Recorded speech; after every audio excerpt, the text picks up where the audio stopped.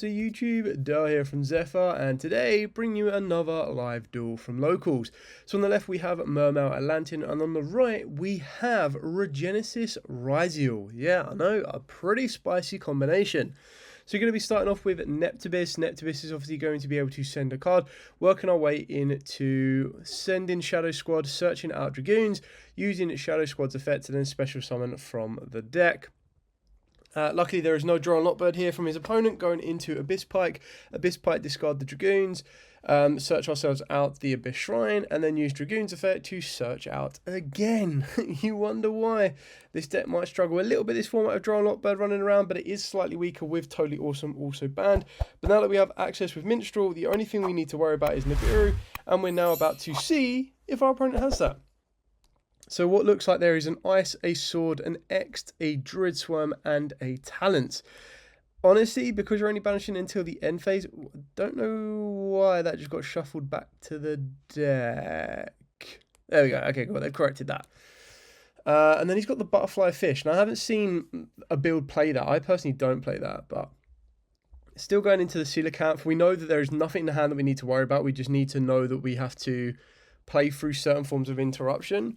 So pretty much going to go standard combo here for the Mermails at this point on. So Coral Anemone. Surely you're going to be able to get the statue Torrents back. If you get Torrents back, as long as you can make sure it doesn't get destroyed by battle, you just lock your opponent's Ryzeal plays out, right? So summoning as many fish as possible. Looks like there may have been, I think he only plays 2 Abyss Pike. I've already gone through the 2 Abyss Pike. It does look like we're going to be trying to work our way to the Prima Donna play to get the Shrine to the field. Like, surely, right? I know that he doesn't main deck Moon and Glacier, which is why the Moon and Glacier isn't being utilised at this particular point. So it's going to be interesting to see what type of end field we're looking at here. Now, at this exact moment in time as well, once we've seen our opponent's Regenesis Ryzeal hand, technically he's only seen Ryzeal. So, like, as far as he knows, his opponent's only on Ryzeal. So getting hit back with a hit on a crackback with the barrier statue can still be quite damaging. And you still also need to be quite careful, because now you know that Talents is going to be going back to his opponent's hand, that you want to make sure you don't use a monster effect during your opponent's turn. So you kind of want to sit on the barrier statue and you still have to protect it without using a monster effect, which is where it's going to get semi-tricky. But I suppose if you're main decking the trap card, the something stream, Virtue Stream, that's the one. So if you're main decking the Virtue Stream and you're able to search that out, that should give you the ability to kind of protect from the Talents, because it means you can use the trap card to destroy the monster that could be normal summoned to attack over the statue, use the Virtue Stream, and then that would ultimately not allow you to worry about, you wouldn't need to worry about Talents. So that's kind of the route that I'd be trying to go for. I'm not sure if it's actually still possible now. I could be completely wrong here. Okay, so they've directly gone and put Talents back into the deck, so they don't need to worry about Talents. I still feel that's a strange one.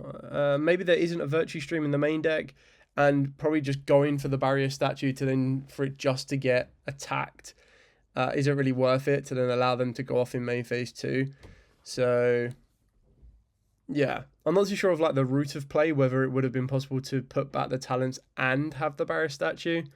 I'm pretty sure the Prima Donna lets you bring it back, unless he's just being extra nice during during duel number 1, and specifically not barrier statue locking his opponent. Which, if he is, fair enough. But why main deck it if you're not gonna do it? So it looks like we're ending on the Levineer Dragon, the King Neptibus, a Chen Ying, and what I believe is a Shadow Squad in defense.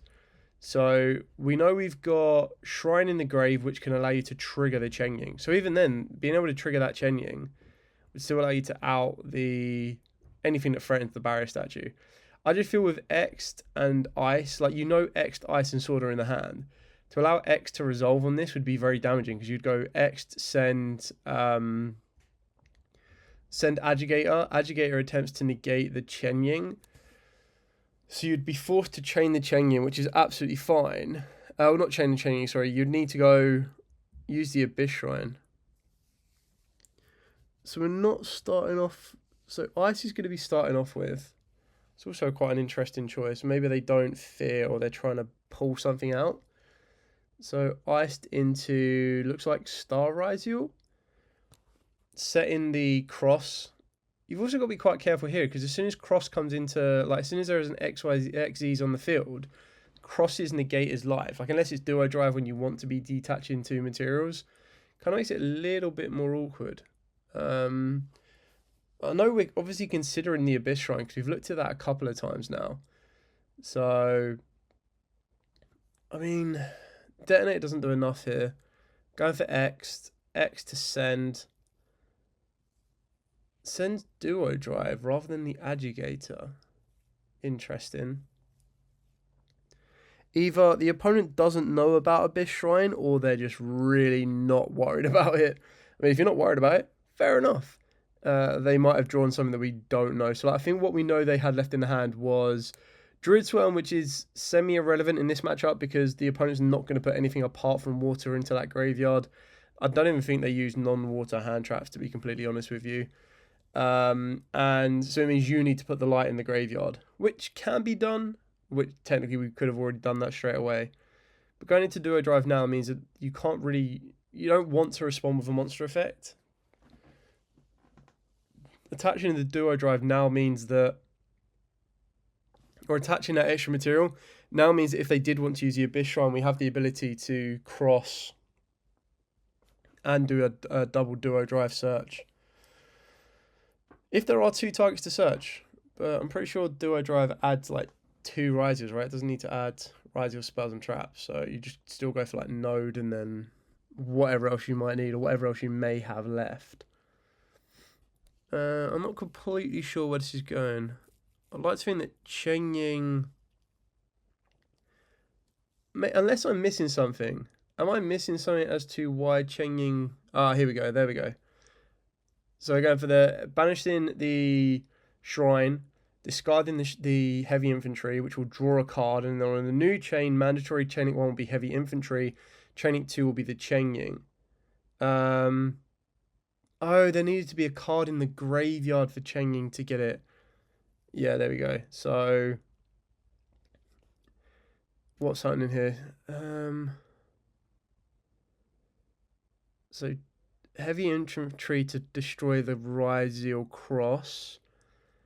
And then Cheng Ying attempt to banish.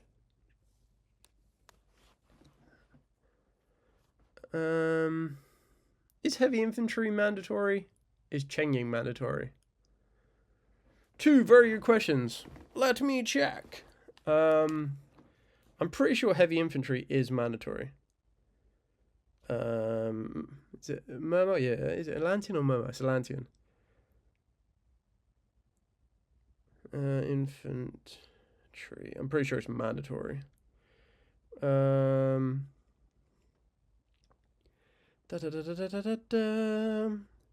If this card is sent to the graveyard to activate a 1 monster effect, target 1 face-up card your opponent tries to destroy it, so it's mandatory. And then Sword Soul, Cheng Ying. Because basically what that would mean is that cross can negate. If a card or cards is banished, except during damage that you can. Yeah, so technically it would have to be Chainlink 1, heavy infantry, Chainlink 2 would have to be Cheng Ying, so the cross would negate the Cheng Ying. And here comes the 2 Ryzeals. So now that the Cheng Ying's pretty much done, we go into Detonator. Detonator has the, I think it's Duo Drive or Detonator has the stats for the Regenesis. And it looks like we summoned down Regenesis Warrior and Regenesis Dragon. So in this scenario, what you really want to be doing is you want to use Warrior to attack. Now you need to remember that the Neptibus, I believe, protects from targeting. So it's Warrior kills the Neptibus, Neptibus effect. They doing maths on it? Is it attack stat changes? You also got to remember Duo Drive only, I think only affected by 100. Oh, we're talking about the banished cards because of Cheng Ying. So Cheng Ying would reduce everything by 200. And then Duo Drive reduces the opponent's monsters by another 200. So it wouldn't make a difference, right? They cancel each other out. Oh, unless there's 3. Oh, it looks like there's 3 banished, so it'd be minus 300. I mean, even though the Chenying technically would have been negated, right? Unless I missed something from the cross. So, but then I suppose cross. Does cross destroy? Does that mean that you could technically banish from the graveyard to protect Chenying? I'm not too sure. Okay, so it looks like I'm assuming as it's locals they've allowed it to be reversed a little bit because they both weren't clear on the stat changes. So it looks like Duo Drive has destroyed the Neptibus, and then Warrior would attack. You'd want Warrior to attack one of the other monsters. It looks like we've added in Neptibus as well. So you'd use Warrior to attack one of the monsters, and then use Warrior's effect to tribute off to return the second monster, being the Chenying, possibly at that point. I'm assuming that's what this play is going to be. And then you would go... I mean, you don't have to, but you would then be able to go Dragon, because there isn't going to be any back row, in my opinion. So I would personally just use Dragon to attack, and then you would attack with Duo Drive directly. And I'm not sure if Duo Drive uses effect yet, but anyway, so Duo Drive attacks the Shadow Squad. Then we still have an attack left of Dragons. It looks like we're going to use the effect of the Warrior, tree it off to return the Chenying, and then attack with Dragon. I'm assuming attack with Dragon was happen. Normal summon Neptibus. This surely... So Sender's cost and then cross maybe to negate the destroy. Send in Dragoons. That's all allowed to resolve. Dragon deals with spells and traps. Honestly, you might have been in a better position to not use the Warrior in that turn. If I don't know if there was something strong enough to deal with the Chenying in defense.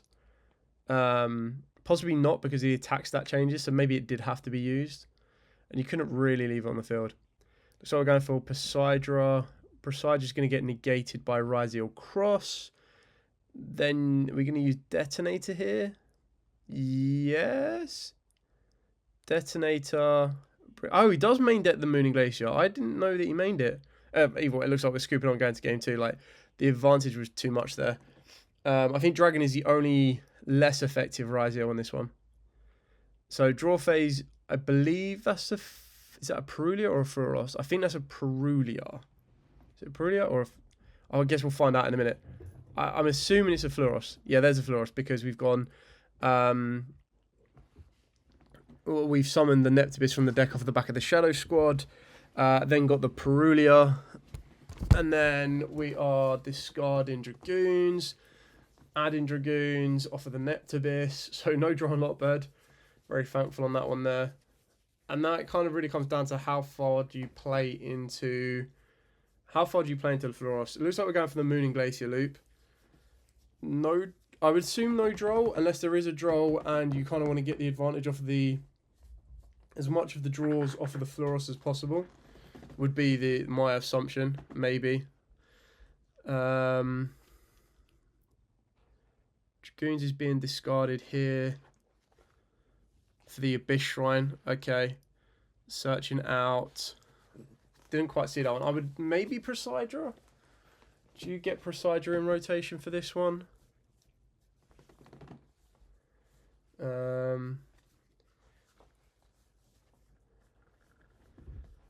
mean, do you want Poseidra in rotation this early? It's not a bad one to be bringing back from the grave. Minstrel for the knowledge lets you play through... I mean, we're way past the point of draw right now. But it will let you play through a nib if there is one. And then it kind of comes down to how far into the extra do you go. I suppose once you see the hand, if it's not that strong, which is 2 Regenesis, Regenesis Code, Regenesis Birth, and Sword. Wow, okay, that hand's actually pretty good for the whole Regenesis archetype because, I mean, you could afford to lock yourself out of the extra deck and just go full Regenesis ham. Oh, he's hard opened up the Trident. And the reason you do that, so that was it 2 Regenesis, you can only use one of those. Not including the card we top deck for turn, and then any more draws we go for. Looks like we're going to get Mooning Glacier going. Mooning Glacier takes 2, and it takes... Oh, I hit the code in the 1 Regenesis. You probably would have wanted it to take the sword, to be completely honest, because like you definitely wouldn't mind it taking 1 Regenesis. That's fine. But if it took the sword, what you could have done is draw phase, you go code. Code gets you Archfiend. Archfiend searches you out. You could go for Lord if you wanted to, but you could also very easily go for the Sage. Special summon down the Sage, and then what would you have left? So it would be the Regenesis Birth coming back, which is fine. So then in theory, what you could do is you could banish Lord. Banish Archfiend for Lord. Lord could then get you another Regenesis code, and then it sets you up with the Omni Negate and the Destruction. But we've now given an additional draw. Is that a past turn? Is that a draw for turn? Yeah, it looks like it's a draw for turn. Is that a draw for turn? I'm not too sure what that was. Was that a Lightning Storm? I'm confused as to why Birth... Yeah, it must have been a Lightning Storm for turn. And I'm confused why Birth hasn't come back to the hand. Right, okay. The Trident stops the Neptibus... Not Neptibus, sorry. Being destroyed. Yeah, there we go. Now we've corrected. The Birth comes back to the hand. Normal summon down the sword. Sword gets hit with the Ash. I mean... You've got Regenesis to get you an Archfiend. But we don't... You need a 2500 monster now. This is the issue. Is you now need... If you've got a 2500 monster in the hand, it would pretty much be game over, because you would go reveal the 2500 in the hand. So you'd search out the Archfiend, reveal the 2500 in the hand, summon down the Archfiend. Archfiend then searches you out Lord or Sage. You know your opponent doesn't have anything more in their hands to use. So that is the Archfiend. Did I just miss what was revealed there? I was too busy looking at the Atlantean board. I was like, is there anything more that the Atlantean can kind of do? But anyway, so you go Archery, and you could go for Lord if you want to, but if you already have, you've got another 2500 in the hand, right? Because you would have revealed it for the Archfiend. So you would straight away search out Sage, summon down the Sage, gives you the Omni Negate protection. Not that you need it, but you've got that 2500, and then the additional 2500 you summon down, and that would possibly end up leading you into, you know, that other 2500 could be Dragon, Warrior, doesn't matter. So, yeah, Sage would be the right call here, in my opinion. You've got the Omni Negate set up. You kind of want to keep that on the field. You can destroy both of those monsters there, and then Sword can go in for a bit of damage. Now you've just basically put it into a very simplified game state, because your opponent needs to top deck something incredible. It would need to be like a Neptibus. So you normal summon Neptibus, send as cost, do something.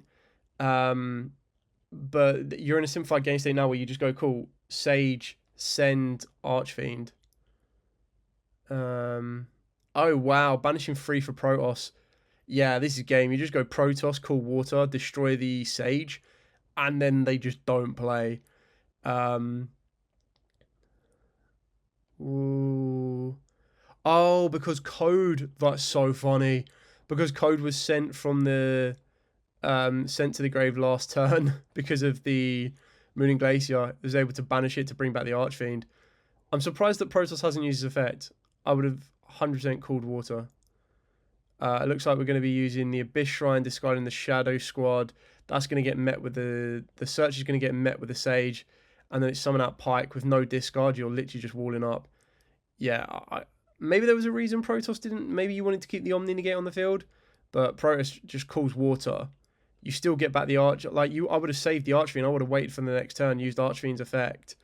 So used Code to bring back the Archfiend. Archfiend then searches. But either way, like that Protoss, I didn't see that coming. That's really cool. I like that. Very, very powerful. Anyway, I believe that this is going to be wrapping up. I don't see a way how this comes back from this. You're going to get another, what's that, like 5k damage on the field. And then if you wanted to, you shut it down. Or you go... There's also Regenesis as well to bring back the Archfiend, which is exactly what it done. Anyway, thanks so much for watching. Don't forget to like, comment, subscribe, share. Till next time, as absolutely always, stay safe and happy dueling.